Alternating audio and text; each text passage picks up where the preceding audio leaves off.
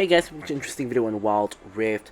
They're back with a Corki supplementary gun, and I've got a new build for you guys. It's kind of based off the complete guide build that we've covered before, but this time we're using Riftmaker, and we'll get into that when we reach discussing that portion of the build. But anyways, let's just get right into it and start talking about the build. So first up we have Mana Mune, and the main reason for Mana Mune is really the mana. Now, you can go for something like a full crit kind of build and go for last item, Riftmaker.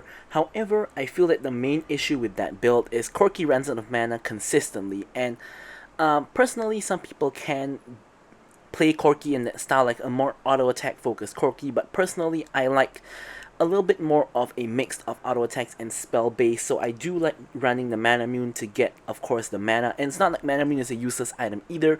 You do also get the on-hit damage, especially on your rocket. So Mana Mune is a really good item for Corki either way. You also get ability haste and damage. You know, what more could you want? It's a perfect item for Corki. But the main trade-off with going Mana Mune is the fact that you cannot hit 100% crit. So you only have 75% crit, as you guys can see here. But to me, that's fine. So going on with the theme of spell damage, we're going for the Essence Reaver. Gives you crit, AD, and ability haste. And of course, scaling with your crit increases the damage of your damaging abilities. So the Mana Mune combined with the Essence Reaver is going to make your Q and your ultimate pack a punch, and especially in the later stages of the game when you get more items, those abilities are going to do a lot of damage in addition to your auto attacks as well. And again, you get the missing mana on hit as well, so it's another kind of useful thing about having the Essence Reaver. And for the boots, if you don't need defensive boots, you can go for the Ionian Boots of Lucidity. If not, the plated steel caps and the Merc Treads also work very well for Corki because he generally dives in with his package, so having the extra defenses will help. And on that same train of thought, you do want to get yourself the stasis, because sometimes when you package in, you could find yourself in some unfortunate positions, and the stasis can save your life, while your team sort of helps to put pressure on the enemy team so you can get out after you get out of the stasis. So after that we get IE, of course, more crit, more damage, and increased crit damage as well. And then we top off the crit items with the Slow Recharge Blade. Gives you up to 75% crit. Gives you the attack speed, ability haste. Again, you're getting a lot of ability haste from here, 20 from here, and another 20 from here. And if you get the boots, another 15 from there. So a lot of ability haste can spam your abilities, and your abilities do a ton of damage because of the Mana Mune as well as the Essence Reaver. And also, you do get the Radiance passive, that every time you cast an ability, you do get a stack, and when you auto attack, you can consume that stack on hit to deal bonus magic damage that can crit as well. This, of course, ties in with Corki being a mainly magic damage dealer, and of course, you do have 75% crit chance as well, so this is more likely than not to crit and do additional damage as well, and again, more on-hit damage. So finally, we go for the Riftmaker. Now, some of you guys might be wondering, why are we not going for penetration? Like, we normally go for Void Staff, which gives you AP and magic penetration. Now, AP, Corki doesn't scale very well off of AP, so although Riftmaker is AP as well, and you get even more AP from Riftmaker, so I guess we don't really have to discuss that part. But why are we trading the 45% magic penetration? Well, the reason for that is, instead of getting the magic penetration, you get a lot better stats and also true damage. So you get a little bit of health, you get more AP, you get even more ability haste, and then you also get 12% omnivamp, which, when you take into consideration that Corki does AD damage, like 20% AD damage, 80% AP damage, and you're going to do true damage with the Riftmaker itself, the omnivamp is pretty huge for Corki. And then what else do we have? We have the Void Corruption passive, that every second you are in combat, you gain a stack of corruption, and this increases your damage by 3% up to 3 stacks, and when you reach full stacks, any additional damage provided by corruption becomes true damage. So basically, that 9% extra damage you're going to get after 3 seconds is going to be dealt as true damage. So the 9% true damage kind of balances out not having the armor penetration. Now, of course, with the magic penetration, you're probably gonna get overall more damage, but with the Riftmaker, you get more like survivability with the ability haste, the health, and the omnivamp, and you also get true damage, which helps you against tanks as well. So overall, and also against squishies for that matter, because magic penetration helps more against tanks than squishies, but true damage works against everybody. So that's why I think Riftmaker is better. And just as a small heads up, a small teaser, we're planning to do a new like on-hit Corki build, something like this, eventually. But for now, we're gonna discuss this new build with the Riftmaker. So now we're going to talk about the runes and the spells. It's pretty straightforward for the runes and spells. You take Conqueror basically because Corki has no better option. Airy isn't very good on Corki. It's your only real other option, but Conqueror is just better because you're generally in fights for a long time, and you also get omnivamp from Conqueror now. Tramp is a really good option because you do get the extra damage when people are low, and you do get the health restore. But aside from that, you also have some other options, for example, namely the Giant Slayer. Giant Slayer is really good if you're against a couple of tanky champions. Otherwise, Tramp will be your best option. Bone Plating is the classic resolve rune that we normally take because it's really good now. And Hunter Genius for more CDR. Although Corki does not necessarily really need CDR because you already have so much in the build. So if you really wanted to, you can take something like Sweet Tooth or Nimbus Cloak if you prefer. But you know, for me, you can never get too much CDR, so why not just get more? So anyways, for the spells, we go for Flash and we go for Exhaust. Pretty straightforward, don't really need to explain that. But with all that out of the way, we can move on to discussing the gameplay. Okay, so now let's talk about the gameplay now. First thing I want to cover is, I think it's pretty obvious, I say this every match that I play Corki, is the main reason and pretty much the only reason you want to play Corki is when your team doesn't have magic damage. Now there's only one other reason you could play Corki, which is if you need his package for your team fight power, but generally you would pick a normal ADC and not Corki if you have enough magic damage on your team. Now in this case, we have of course Camille Olaf, who doesn't actually really deal magic damage. We have Nami, who is support, so she doesn't really deal significant magic damage. Now we do have a Malphite mid, but the issue is that I'm not sure if he's gonna build tank or if he's gonna build magic damage. So I decided to just go for Corki to play it safe, and I can of course provide the magic damage from myself. So just in case Malphite does not go for magic damage. However, based off the fact that he has Airy and a M-Tome at the start, he is probably going for an AP build, but we can't be too sure. So anyways, we wouldn't know that in draft, so because of that I picked Corki. So let's just see how it goes. And in this team, we're up against like a Yasuo, Lilia, a Blitzcrank, a Vayne, and a Caitlyn, which is pretty alright.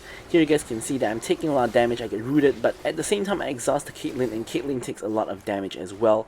So pretty much we trade a lot of health. However, we didn't really burn resources from the enemy team, whereas me and Nami both use both our sums, so we are pretty much losing this lane at the moment.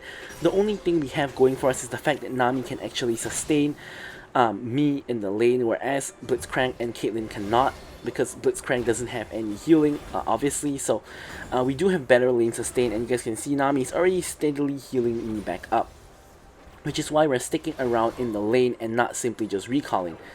I'm back already up to like about 2/3 health because of Nami's healing, which is of course the major advantage of having an enchanter on your team. So now we've cleared the wave. They have obviously reset, so it's a really good time for us to reset to get myself, you know, of course health and mana. And I also pick up the tier, which is of course a pretty much what you want to pick up the moment you back in the early stages of the game. Anyways, here we're gonna hit back over on into lane. So really, with Corki, you are really good at poking, so the main thing you want to look out for is a lot of things on this team. Of course, Blitzcrank hooking you, Lilia or Yasuo just straight up going in, or even just a Vayne running you down. And we're going to have huge issues with the Vayne. We'll see, this is a very, very exciting match later on. Really, really close match. Could have gone either way at many, many points in the match, but we're just going to discuss the match itself and of course how you play Corki. Here Nami is doing a very good job by just zoning Blitzcrank away because Blitzcrank is alone and he just used the hook into the bush, so he can't really do anything much. Caitlyn is still missing, probably walking back to lane, and she just now shows up. We got the wave in a very nice spot, so we're trying to keep the wave here so that the enemy team has to overextend to farm. Of course, Caitlyn does have the highest range of all the ADCs, so she shouldn't have too big of an issue farming even with the wave all the way pushed up. But here you guys can see we can still land a good amounts of poke onto the Caitlyn, where she has to kind of expend her Q to try her best to farm. Blitzcrank whiffs the hook onto a minion, which means that for the next 10 plus seconds, we are safe from getting hooked by the Blitzcrank, which means we can afford to play a little bit more aggressively, as you guys can see, and we don't have to simply hide behind the minions, as we have been doing when he has his hook up. Anyways, everyone has already hit level 5, so all the ultimates are up and available. Here I'm just poking down Blitzcrank. Pretty much the way you want to lane with Corkis. Corki can't 100 to 0 anybody, unlike some other ADC, so you really just have to poke people down until they're about like two-thirds to half health, and then you might have an opportunity to ult in them if a chance arises. Anyways, here Yasuo actually comes in for a gank, and he does manage to ult onto Nami. However, Blitzcrank tanks the tower, and I do manage to kill Blitzcrank. I tank the Caitlyn ultimate for the Nami, and here Malphite comes in for the counter gank with his ult up. So here I'm ready to go in and follow up. Here he goes in, so I dash forward, and I actually target the wrong person there. I actually target Yasuo instead of Caitlyn, so that's my bad. Should have, of course, targeted the Caitlyn, who is, of course, getting targeted by Blitzcrank. So a little bit of a misplay from me there. But here, now that we have 3 people and they are both low, what we can do is try to get the tower platings, or just try to poke them in general. But Yasuo's wind wall kind of denies a lot of that poke, so we end up not really doing much. So instead, what I'm going to do is I'm just going to burst and clear out the minion wave, and then quickly just get a recall off and buy myself some items. So here you guys can see I pick up the Manamune, and just nice, Dragon and Herald are about to spawn. So you only want to take the package when Dragon and Herald are spawning. You want to only use your package for huge team fights. You don't really want to waste it for lane, or you don't really want to waste it if a team fight is not happening. So anyways, Olaf is pinging for Dragon. I have my package ready and available. By the way, it's a Vayne jungle, in case you guys didn't notice. So the Vayne jungle is gonna obviously want to go the objective that's not contested. So seeing as she's not on the Herald, we can, seeing as she's not on the Dragon, we can already assume that she's on the Herald. Indeed, she did get the Herald. Control ward comes down. I don't expect the Vayne to come here to contest Dragon, and she doesn't. She actually goes over to Camille's lane, the bot lane, to actually use Herald or to push the lane.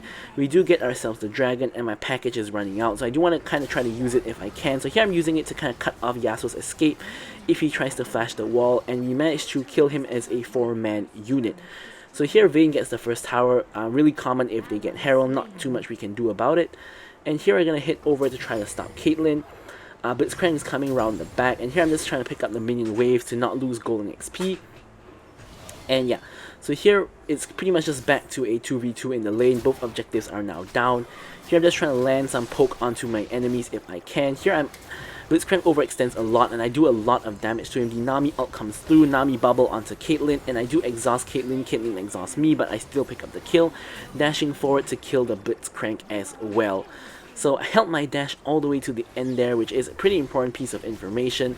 Unfortunately though, in comes the Vayne. Here I flash out, and so does Nami, but Vayne with her ult has a little bit too much movement speed. I think if I didn't turn around to try to poke her a bit, I think I could have gotten out. So that's another kind of misplay from me. I should have just ran and not tried to kite at all, which is a mistake that I commonly make. So I'm gonna try to work on that, and we all should avoid doing that. So sometimes it's just better to run instead of kite, and that is definitely one of those scenarios. But either way, we did get 3 kills. Shutdown goes to Vayne. Unfortunately, Vayne is getting really fed. If you take a look at her goal, she's at 6.2k, and our team's most goals on me at 5.2. Of course, that comes from her 3 kills, as well as the fact that she got the Herald and got the first tower of the game, and the plates as well. So that is, bad news for us, but not too much we can do at this current moment, especially as a Corki. The main thing we can do is for like either Malphite or Caitlyn, or sorry, not Caitlyn, Camille, to try to ult her, and we can lock her down and try to kill her. But aside from that, there's not much I personally can do. I gotta kind of rely on my team to sort of deal with her on my behalf. Anyways, here we can spot Vayne in the bot lane, so we know we're safe from getting ganked. We don't really know where Blitzcrank is at the moment, but either way, it's some free time for us to just get some tower damage, and also at the same time poking Caitlyn down a little bit. And here, we can see that Blitzcrank is back in the lane, so we gotta be respectful and not do anything too reckless. Olaf is coming round, but he's obviously been spotted by the control ward that he did not wait for Nami to clear before he shows up. Fortunately for us, Blitzcrank kind of just walks straight into them and face checks. I'm not in any kind of position to follow up. Blitzcrank already dies. I try to hop over to follow up on Caitlyn, but doesn't quite matter because they already finished the kill. Thankfully though, I did push in the wave, and this actually allows us to pick up the tower, which is really good. 2 kills and the tower is beautiful. And here we're just going to clear out the wave, and then we can just recall and get back to base. You can see that my package is up and available. However, we don't necessarily want to take it now because there is no objective up and there is no real team fight happening on the map that we can really use it for. So one of the things you have to know as a Corki player is to ignore the package if you don't actually need it. Don't pick it up just because it's up and you'll end up wasting it. It's better to waste the timer and use the package in a more impactful way than to just randomly pick up the package and not be able to use it in a way that's too useful. Here Yasuo goes in for some reason. He's in a 1v3. He's taking a lot of damage. Lilia tries to go in as well. I exhaust the Lilia. And here Yasuo's really low, so I dash in to kill Yasuo. I'm trying to kite back out, kill the Blitzcrank as well, but Vayne is coming in from the back, and Vayne is 4-1 and 2 now. She bursts me down, and she does the same towards the Olaf and picks up a triple kill. So Vayne now 6-1 and 2 with the first 2 items completed is a big problem. Now you guys know from your own experience and also from my videos on Vayne that when Vayne gets fed, it's a major issue. So my team basically more or less gets aced, and we have a very fed Vayne on our hands, which is of course an issue. Nami ult comes through to clear out the minion wave, and all the respawns start coming through. Here I pick up the package because we can see that the enemy team is in the process of fleeing, and there is a herald up, or there was a herald up when I took it. And here I'm trying to look for a fight because enemy team has not been able to back and buy. So here I'm going in with the package to split up the enemy team. Here the package ends up killing Yasuo and Blitzcrank, so 2 kills to the package there. I managed to snipe Caitlyn out for another kill. Lilia goes down to Olaf, and it's just the Vayne left. Nice bubble by Nami onto the Vayne, and with the movement speed from the Imperial Mandate, we can go onto the Vayne for the triple kill. And there you go, a pretty good package usage, and also really good awareness from me and my team to realize that the enemy team did not have the resources, because they did have a lot of gold in their pockets and not having spent them yet. So we are able to get the pick. Here the call was to try to go for the tower instead of the dragon, but we realized pretty quickly that the increased defenses from the tower, because we just took down 2, is a little bit too much. So we're gonna have to just back off here. And the dragon is up. So now the situation is reversed, where now instead me and my team have gotten the kills and have not been able to spend the gold, and the enemy team is all coming out of base with their gold spent because they just got aced. Is literally the exact opposite of the situation we had just now. So you have to be very careful to not take a fight that we can't win, and then we are gonna get aced, and the story is basically just gonna repeat itself all over again. So here Vayne sets down the Herald as a distraction in the mid lane. Really good Herald play by Vayne. So here we're gonna have to quickly clear the Herald before it can do too much damage. It did get the tower though, so we unfortunately could not get that. And this bought enough time for the Vayne and her team to go to the dragon and take the dragon before we can even contest. Now here unfortunately a fight breaks out, and again we did not manage to spend our gold. Malphite gets a pretty huge ulti. I'm diving in to try to kill people, and I do get the kill onto we do get 3 of the kills for 1, so this was a pretty good fight, especially considering we have not bought items yet. Here Vayne makes the mistake of trying to farm her jungle instead of running away, so we are able to chase her down. I flash forward, she condemns me away, but Malphite and Nami can easily reach her because of the Imperial Mandate movement speed, and we end up killing everybody except the Blitzcrank. So really good fight for my team. Here I back, and I'm able to pick up my entire Infinity Edge just because of all the gold we got from the 2 fights in a row. And also I'm gonna get the huge minion wave here in bot, which has managed to accumulate while we were all busy fighting over at the dragon. And then we can now pick up the stasis as well. So 3 items for me as well as a stasis, 9, 2, and 6 with 11k gold. Same goal as Vayne now, so we're in position to carry our team if possible. Of course, as a Corki, you can't really 1v1 a Vayne. You obviously lose 1v1 to a Vayne, but unfortunately my team overextends trying to push towers, and 3 of them ends up dying in the top lane, so it's kind of bad for me and Camille. Here Baron was actually spawning, so I was pretty worried that the enemy team were all gonna go to Baron, but I But the good thing about the whole situation is that they did have to de-push the top wave and the mid wave, so they could not just straight up go for Baron. Here, since red buff is up, I'm just going to quickly take it because my red buff is running out. And here I was planning to go ward the Baron, but I ran into a rogue Lilia. I do manage to ward the Baron, and thankfully I hit the blast plant, sending both of us in opposite directions, and I'm able to run away.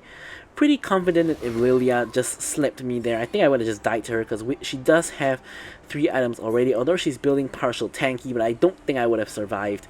So I think that went pretty well. Considering that I got caught out by the Lilia. So again, I'm not taking the package because there's no fight happening. No fight in Baron is really happening now. And there's no dragon up for the next couple minutes. So instead, I'm just going to go back to farming the jungle as we always do.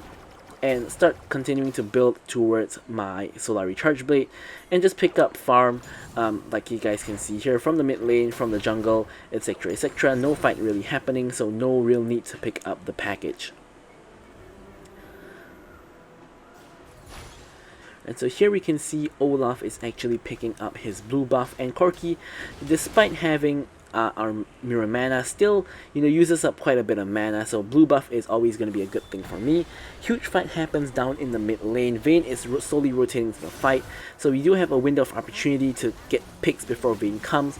Now here I'm dashing in to get my Gatling gun onto everyone. Unfortunately, though, I do have to pop the stasis, and I realize that the fight is lost. I try to flash away, and I can't trade onto Yasuo before I die. Unfortunately, Vayne pretty much just runs everybody down at this point. Picks up another triple kill. She's now at 10, 3, and 2. I'm 10, 3, and 7, so we're actually pretty similar KDA, but she does have a lot more gold from the towers that she has taken compared to me. And the situation is kind of getting out of hand because we have to lock down the Vayne, and only Camille or Malphite can do that, but they can't even do it alone because Vayne will just shred them if they go in alone on her, so we kind of need the whole team to work together to take down the Vayne.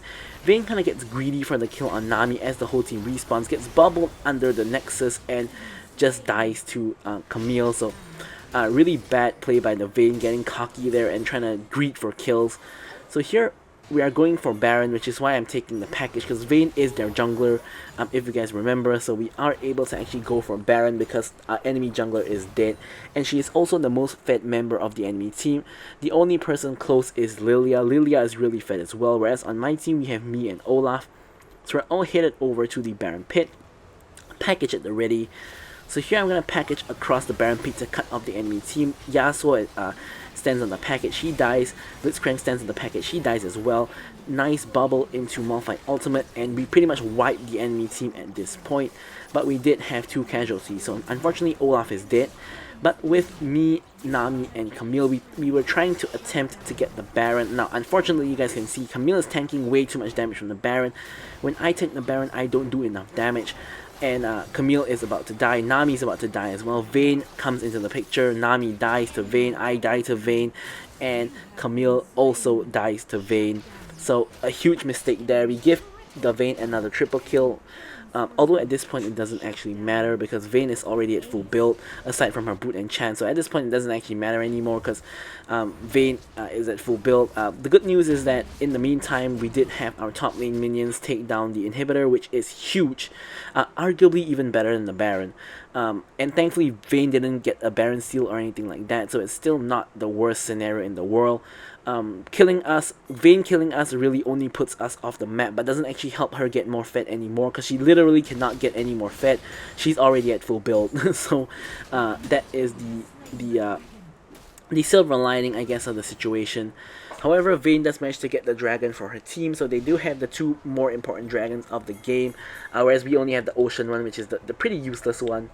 But either way, we have a very, very exciting match on our hands, as you guys can see. It's very, very competitive, and we're dying a decent amount, but we're killing a very decent amount as well.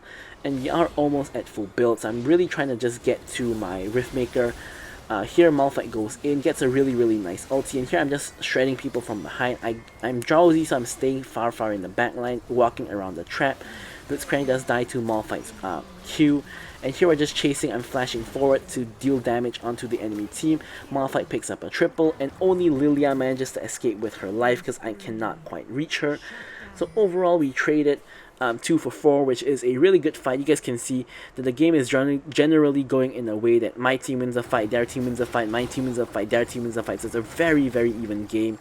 Here, being very careful to dodge Lilia's E.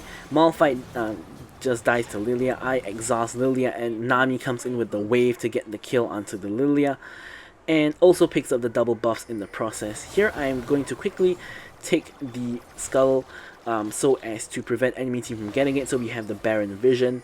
And then, because we cannot really do Baron or anything like that, the best thing we can do is to just push out waves and to get some pressure. I was planning to take the Crux here, but the next wave came in, so here I'm just going to clear out the next wave as well. And just make sure we have pressure on the lanes. This will make it very hard for the enemy team, especially because they are missing 2 inhibitors. We're missing 1 inhibitor in the mid lane, so it's not like we have everything up, but it's better than 2. And the inhibitor that they are missing is also opposite of the Baron, so it's going to be very useful for us, because if they are dealing with the wave there, we can get the Baron. And here I'm very, very close to Riftmaker, which is why I'm stealing the chickens away from Camille. I was pinging that I need 100 more gold for Riftmaker, which I do now have after this minion wave. So here I'm gonna back and pick up my Riftmaker, putting me at full build. Now I can see that the Baron is up, and my team is likely to fight the enemy team, so I preemptively pick up the package. And here you can see that my team and the enemy team already are starting the fight. I'm pinging my team back because I'm not there yet, but a full-on fight is just breaking out at this point. So I'm coming in with the package. Again, going to be another huge packaging the entire enemy team with the Gatling gun on stasis. 2 people die instantly to the package. Lilia is walking over the package as well. Doesn't quite die because she's pretty tanky because of her item build, but Olaf manages to clean up everybody. Vayne, however, picks up a quadra kill and is still at full health. Now we can see the writing on the wall of what's going to happen here. Olaf tries to go on Vayne, doesn't really do anything, and Vayne picks up a pentakill. So it's pretty much disaster. However, the good news is that, again, Vayne gets a pentakill, meaning that her team doesn't get the kills and she can't get any more items, so it's not that bad. And also, we have a huge wave pushing in top, so if she doesn't back to defend that wave, she's gonna lose the game to the minions. So she cannot pick up the Elder or the Baron even though she won the fight. So you guys can see this is a huge wave. It's gonna deal really decent damage to the base unless she clears it instantly. And here you can see her and her team are quickly trying to clear out the minion wave. We also have a huge wave that's coming up through the bot lane, but fortunately, Malphite is able to defend it, and we won't be losing an inhibitor or anything like that.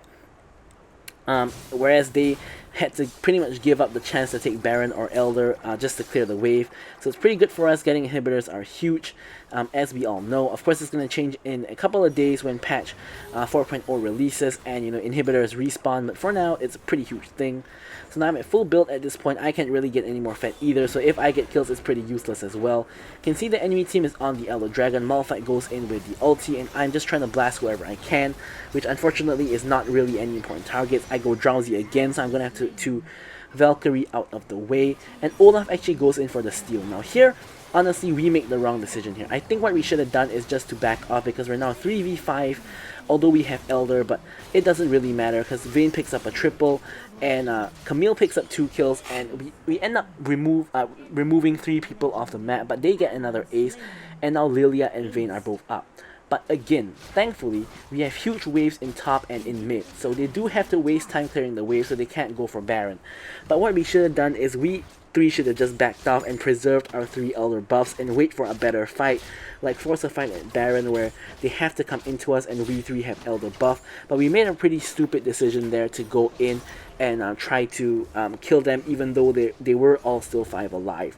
And we did pick up 3 kills, which is way better than if we didn't have Elder or something like that, but we could have made way better use of what we had.